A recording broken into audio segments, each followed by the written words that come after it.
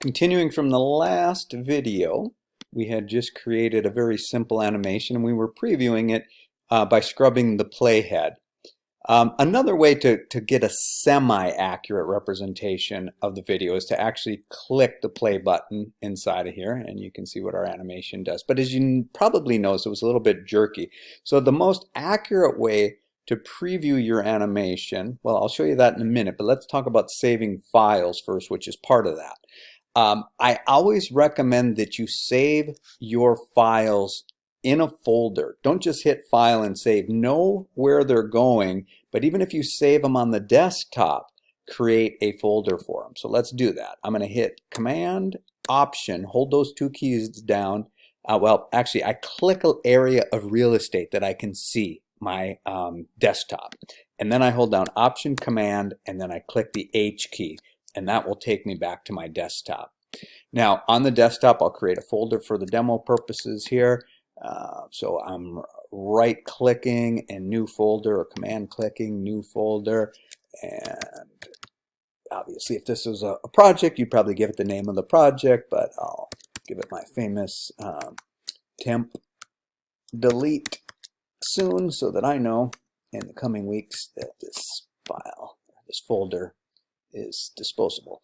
Okay, so back in the program, we are going to do a file, save as.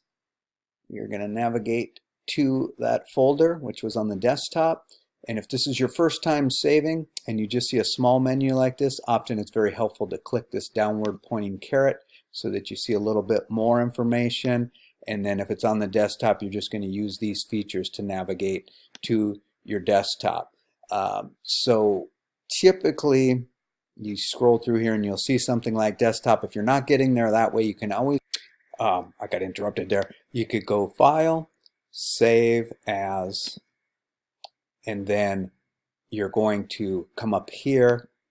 And usually if you start like at the top root, which is usually like users, or you'll see your name as you're logged into the computer, then you should then see from this list down here, desktop.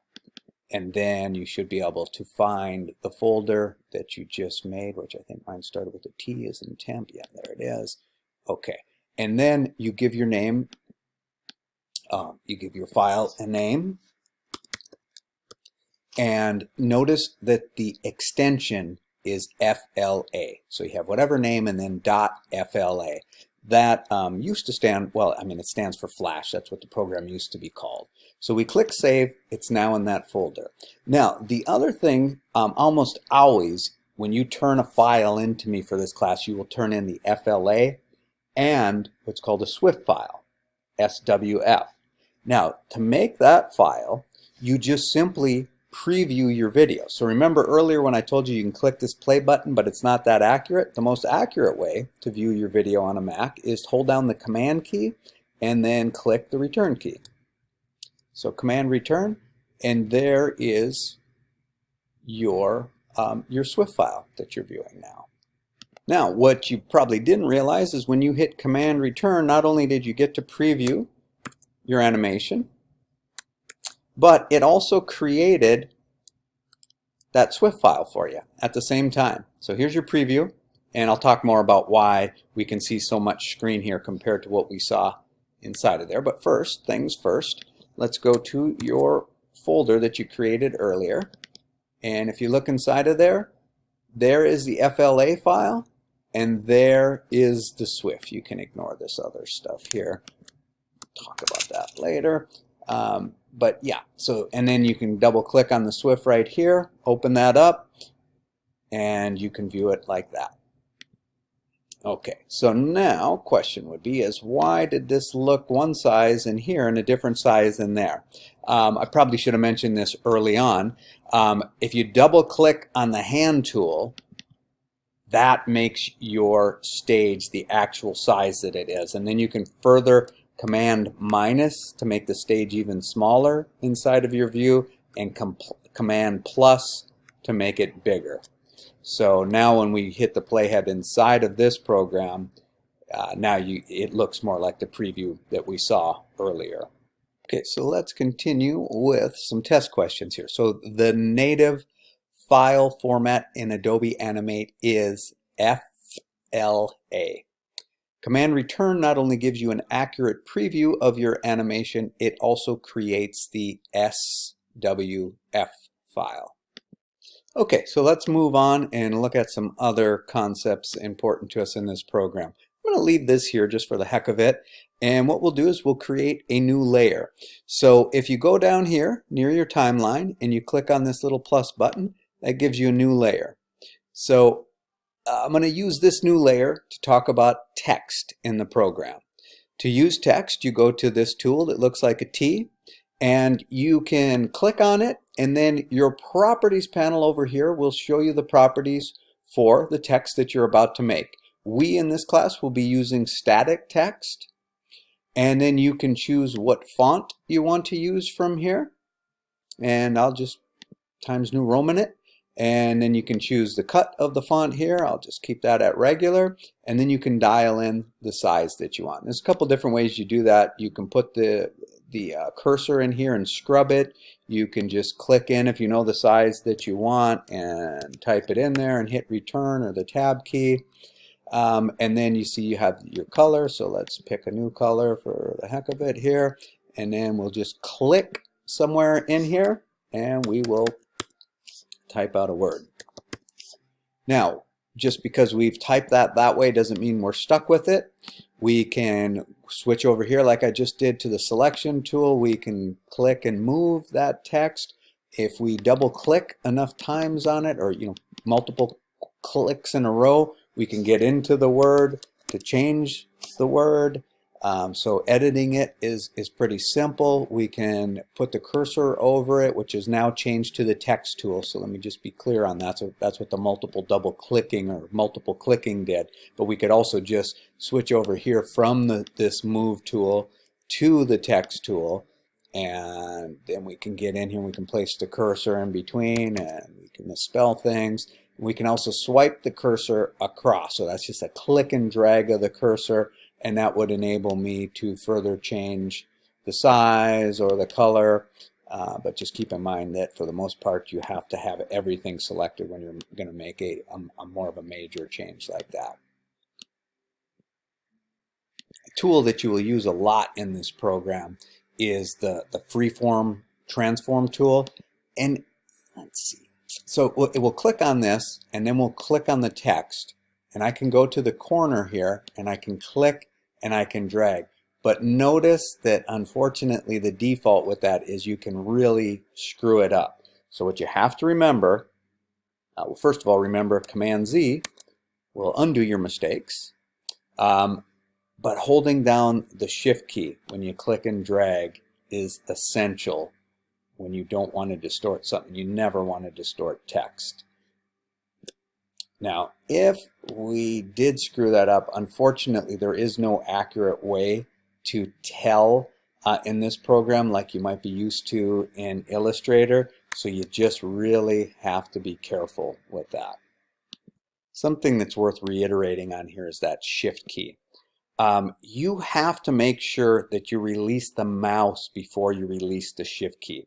So if I'm scaling this, I hold down the Shift key, that's going to constrain my text. But if I accidentally release the Shift key and the mouse, I think it's at the same time, but it's actually the Shift key first, then I can stretch that text. So be very careful on that one. Stretch text is one of the worst things you can do as a beginner. You may not notice it if you're a beginner, but other experienced, especially graphic designers, will probably notice and cringe at what you produce. Another thing worth looking at here is the timeline. Notice we made this text just on the first frame. It automatically extended it to the end of the animation for us. Now, if we did not want that, we only wanted the text to appear for one frame, all we have to do is click on this second frame. See if you can guess which key I would press. I'll do F7 because it makes that go away. Now that would be kind of crazy because we would not see that. So I could put, let's say we only wanted it to last, up to here or something. I can click on it and I can hold down the F5 key, and that stretches it out. Now notice it also stretched out this blank period. What if we didn't want that? What if we said, well, I only want from it, I want both things to end here. I can click there. We're going to use the Shift F5 key, but we're going to use it a little different here. We're going to hold down the Shift key. So click here at the last frame that you, or the first frame that you don't want, and then hold down the Shift key, click on the last frame that you don't want, and now hold down Shift, click F5. You get that kind of weird ghosting there, but click away and you'll see that it did exactly what you were hoping for. So that brings us to another quiz question. When you want to scale something with the free transform tool without distorting it, hold down the Shift key. Now, some of this stuff is going to sound maybe a little mind-boggling right now, but I guarantee you when you follow along with me and you do the first program, a lot of this stuff will start to feel like second nature. With that in mind, let's talk about, there's 5 different ways that you can step through the timeline of an animation. One of them we've already been doing, that's scrubbing the playhead, so you can just tick, tick, 1 frame at a time. You can scrub it slow or fast to see what's going on, forward, backward. Have the simple way of just clicking from 1 frame to another. You can do it sequentially. You can jump ahead. You have, and this is one of my favorite features for troubleshooting, when all of a sudden something goes wrong and you're trying to figure out where exactly did it go wrong, you'll love these keys, the period and the comma. The period key steps you forward 1 frame at a time. So I'm just clicking the period key, period key. If you're like, whoop, that's about where it happened and you need to back up, comma key. So you can keep your eye right on the screen and find out exactly where that glitch is and say, it's in frame number 10, and then you go and you troubleshoot for what's going on in frame number 10. And then of course you have this little play button here that we've talked about, and then the most accurate way to see it in real time, Command Return, that we talked about earlier.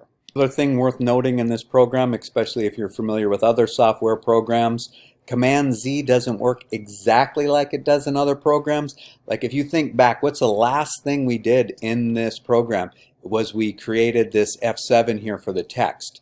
So you would think if we did Command Z, it would undo this frame, and then if we kept going, it would get rid of the text. And it will eventually, but if I just do Command Z, here's my first one. Looks like it did nothing at all. And then the next one just took me back a frame. So it actually remembers where you've been, which is kind of weird to me, but that's it. That's how it works. So you see, I just keep clicking. You can probably hear the clicks happening. You can see it took me that long to get to, and actually our last step was removing these excess frames. So it takes quite a while sometimes to get there. So there we actually really did indeed undo something. What if you want to return back to that state? You do Command Y. So Command Z backs you up in steps, and Command Y will bring you forward back through something.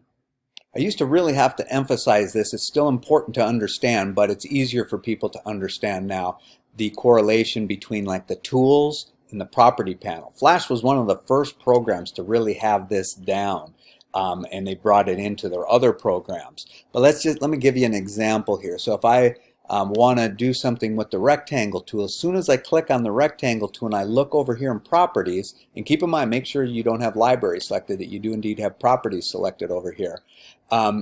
It will give me information about that tool. Now I do have a couple changes I can make here. I can click on dock so that it just gives me information about the document, the width and the height and the frame rate.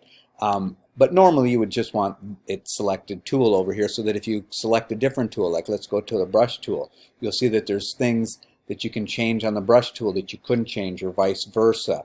So it's really a smart idea. In fact, this properties panel, as you'll see as we get going, is an essential item for troubleshooting. When something doesn't work like you expect it to work on the stage, grab your regular old selection tool, click on that object, and see what it's telling you that it is in properties. I expected this to be a shape because I drew it with the old pen tool. If it was something else, then I'd say, aha, that's probably why I'm having issues with it. In the next video, I'll continue on talking about some things on property. For one, how weird the brush tool can be.